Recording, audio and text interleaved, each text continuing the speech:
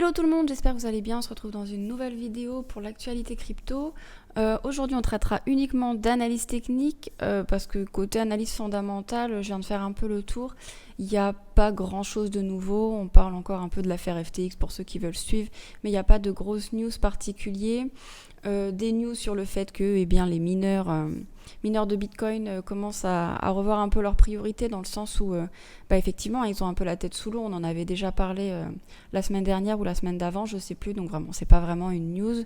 Donc voilà, là on a pas mal de discussions qui tournent autour des monnaies numériques là, des banques centrales, parce que beaucoup de banques centrales se lancent dans ces projets-là de monnaie numérique. On sait que la Chine est très avancée là-dessus.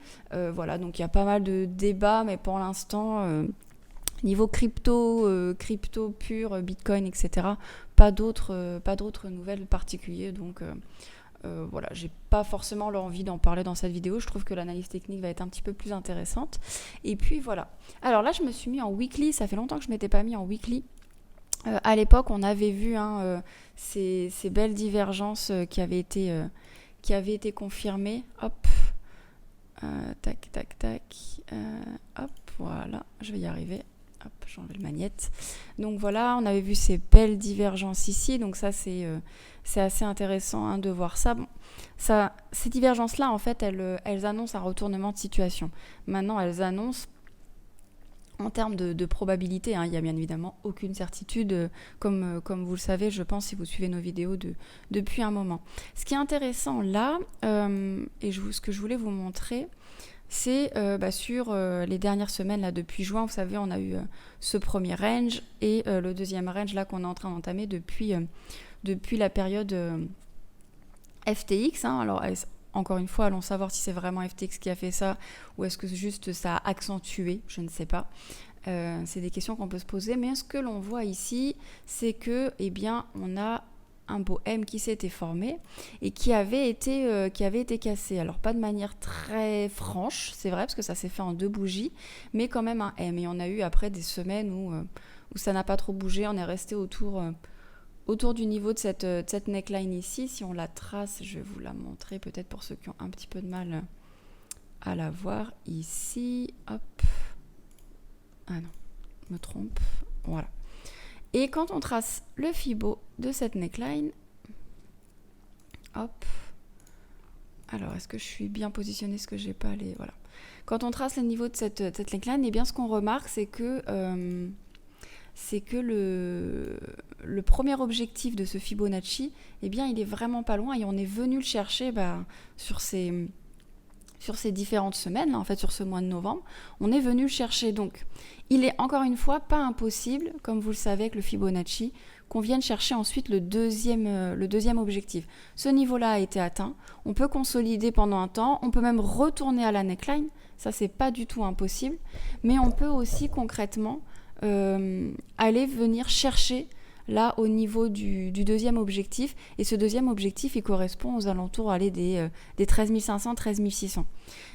La zone que je vous ai matérialisée ici, c'est une zone donnée par le volume profile. On en avait déjà parlé dans une précédente vidéo. Quand on retrace l'intégralité du mouvement, il n'y a pas tout, mais on a le gros du mouvement. On a cette zone ici qui est coincée un peu entre les 11 000 et les 15 000 $ ici. Voilà. Et ce creux dans le volume profile, très souvent, et il est probable que le marché vienne dans ces zones-là. Attention, on en a également une aussi ici. Le prix n'a pas été tellement travaillé, aux alentours des 23 000, on va dire 24 000 $ et 28 000, 29 000 $. Donc il n'est pas impossible qu'on revienne travailler aussi ces zones un jour, quand je ne sais pas, ou peut-être jamais. Mais en tout cas, là, comme la direction est plutôt baissière, on le voit bien sur cette tendance ici, la tendance est votre ami, ne l'oubliez pas, là, ça correspond, il y a coïncidence, on va dire ça comme ça, avec ce M weekly. Et M weekly, c'est quand même assez fort. Encore une fois, la neckline n'a pas été breakée de manière très significative.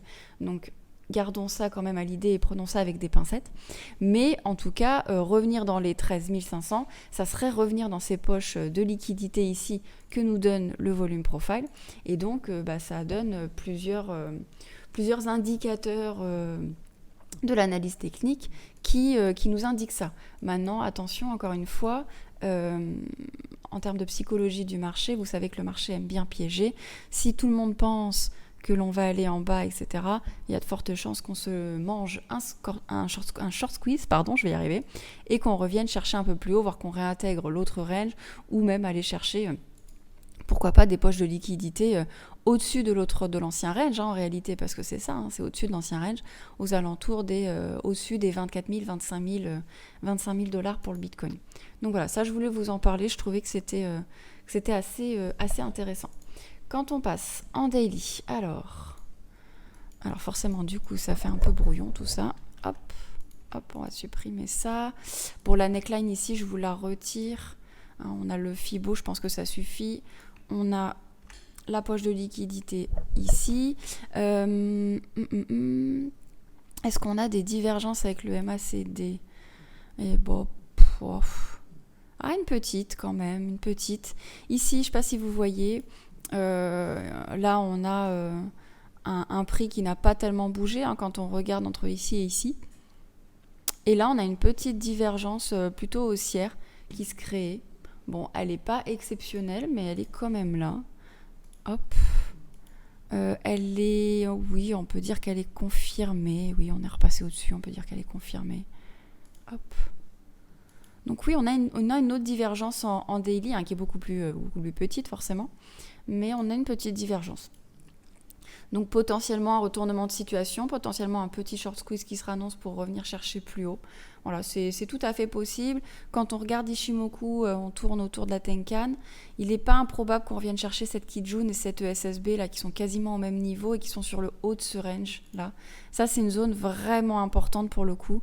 On a deux droites d'Ishimoku qui collent avec ça, donc la SSB en bleu ciel ici et la Kijun en vert, donc aux alentours des 18 500. Donc ça peut être un niveau. Voilà, tout simplement le prix va revenir chercher ici.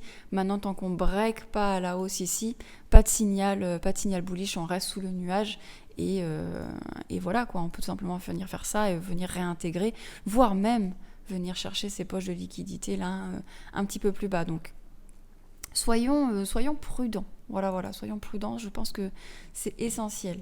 Juste, on va aller voir. Hop, côté Ethereum. Bon, côté Ethereum, il se passe pas grand chose. Peut-être un petit peu plus fort que le Bitcoin. Mais enfin, rien d'exceptionnel, vraiment. Tout est très similaire. Donc, ce qu'on a dit pour le Bitcoin est valable pour l'Ethereum.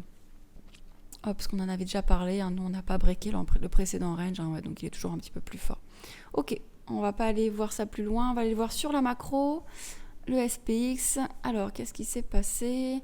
Donc on avait tracé ce Fibo ici, je m'en souviens, on était venu chercher le deuxième objectif. Pour l'instant, de manière assez simple, hop, j'avais pas vu que j'étais sur ça, de manière assez simple pour l'instant, on est potentiellement dans un petit range. Voilà, potentiellement. Possible que l'on consolide encore un temps. À voir, le MACD reste acheteur, même s'il a perdu un petit peu de force. Donc, à voir sur les marchés traditionnels ce que ça donne.